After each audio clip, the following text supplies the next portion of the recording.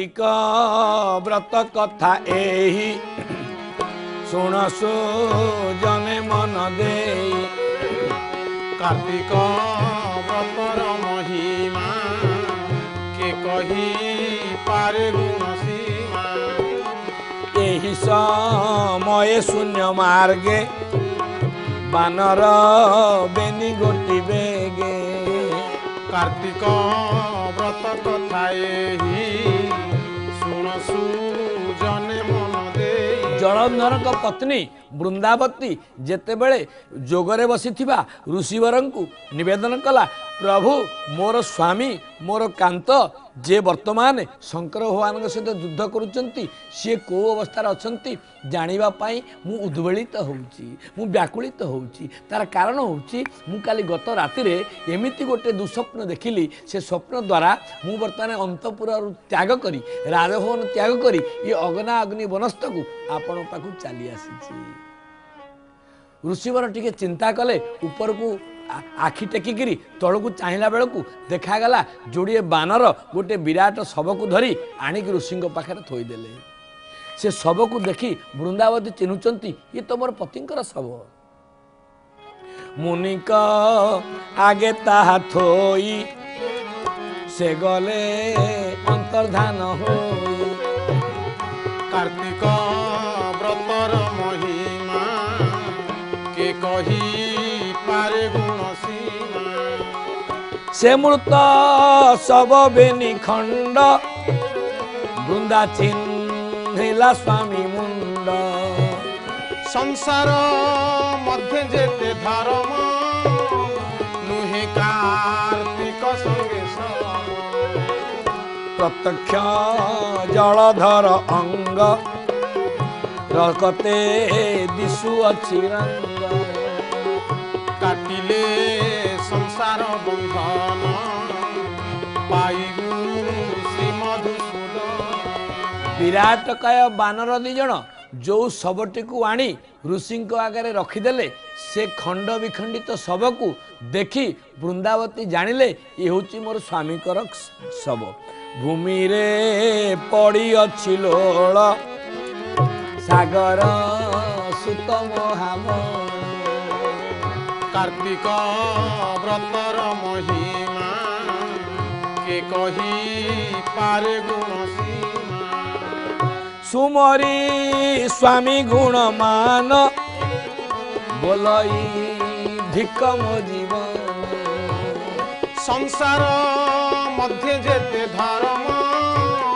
नुहे कार्तिक संगे सम एते अवस्था तोर चाही मो प्राण अछि किंपा रही काटिले संसार बंधन पाइबु श्री मधुसूदन तुझे न देखु मोर दुख जियंते देलु केते दुख आनंदे बोलो राधा राधा राधा हरिबे सर्वबाधा बोले हे कांत हे स्वामी तुम्हें जीवित अवस्था मते जेते सुख प्रदान करिच्छ जेते ऐश्वर्य प्रदान करिच्छ जेते प्रेम प्रदान करिच्छ जेते स्नेह प्रदान करिच्छ जेते श्रद्धा प्रदान करिच्छ आज मो कपाल रे थिला मु आपन को मृतपिंड को देखिबी ये कथा मु सह्य करि पारुनी प्रभु आपण काहेकि शिवंक सहित द्वेष कले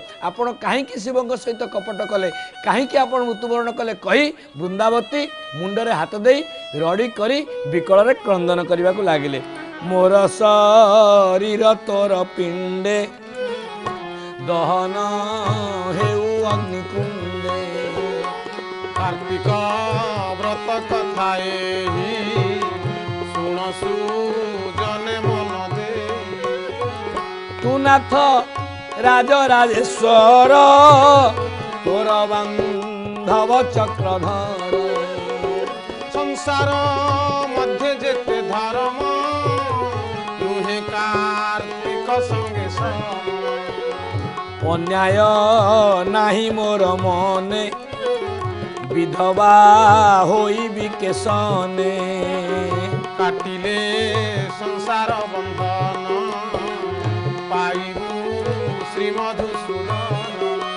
कहले जेहेतु मो मन भितर अविचार नाही, मो मन भितर विकार नाही, मो मन भितर अनीति नाही, मो मन भितर व्यभिचार नाही, तेणु मु विधवा हो पारिबिनी, आपण मध्य मरी पारिबे नाही। मते ये मृत शरीर देखि मते लागुची यह मिथ्या हेतिबो, या आपन शरीर हेई नथिबो, कारण मु काय मन वाक्य केतेबेले मध्य व्यभिचार करिनी, मु सतीत्वरु केबे ओहरी जाई नाही प्रभु। एणु करी मु भाबुची ये कोन आपनकर सब नुहे कि? रणे तो पति मुंड काटी ता भृत्य नंदी जे भ्रुकुटी। कार्तिक व्रतर महिमा के कही पारे गुण सीमा। ऋषिवर कहते नंदी भृंगी तोर स्वामी मथा काटी मुंड काटी इठारे आनी पहुँचे देते, कौन तू चाहूचु? कहे ऋषिवर मु आपन को अनुनय होउची, विनय करुच्ची, विनती करुच्ची, निवेदन करुच्ची, आपन मो स्वामी की बंचई दियंतु। प्रत्यक्ष देखु अछि सब केमिति बोली बाजीव। कार्तिक व्रत कथाए ही सुन सुजने मन दे। मोर भक्ति तुम्भे घेन स्वामी की दिय जीवदान। संसार मध्य जेते धर्म नुहे कार्तिक संगे सम। ऋषिवर कहले ठीक अच्छी, जदि तुम्हें एते अनुनय विनय करुच ताले तुम्हें विष्णु भगवान को ध्यान कर, मु विष्णु भगवान को ध्यान करुच्ची, तुम पति की जीवदान देवा पाई मु प्रयास करुच्ची। क्षणे विष्णु को ध्यान कर जियाई देवा तोर बर। कार्तिक व्रत कथाए ही सुन सुजने मन दे। तत्क्षणात ये कथा कही से मुनि सब सहित सेठारु अंतर्ध्यान हो गले। अंतर्ध्यान हेबार से क्षण से मुहूर्त तत्क्षणात जलंधर नारच धरी धनु धरी शर धरी वृंदावन को आगे छिड़ा हो गला। आसी मिलिला जलंधर धनु नाराच धरी कर। कार्तिक व्रत कथाए ही सुन सुजने मन दे। सही प्रकारे वृंदावती सनिधे देखी निज पति। कार्तिक व्रतर महिमा के कही पारे गुण सीमा। निर्भय कला लिंगन बदने देला चुंबदान। संसार मध्य जेते धर्म नुहे कार्तिक संगे सम। जेतेबेले वृंदावती ता सम्मुखरे मरी जाइथिबा पति को देखिला, जीवित अवस्था आसी धनुषर धरी नाराच धरी ता सम्मुखरे ठिया होइचंती। निर्भय रे निर्विकार भाव रे भय न करी ताकू आलिंगन करी चुंबदान देवाकू लागिला। आउ उड़ाओ ना, आउ उड़ाओ ना, हे आउ उड़ाओ ना, आउ उड़ाओ ना। पतित पावनवाना, पतित पावनवाना, ओ पतित पावनवाना। पतित पावनवाना। तारिबाकू जदि नाही ए सकति मिछे कंदाई मारना। आहा तारिबाकू जदि नाही हे सकति मिछे कंदाई मारना। प्रभु तारिबाकू जदि नाही हे सकति मिछे कंदाई मारना। प्रभु तारिबाकू जदि नाही हे सकति मिछे कंदाई मारना। आउ उड़ाओ ना, आउ उड़ाओ ना। ए पतित पावनवाना,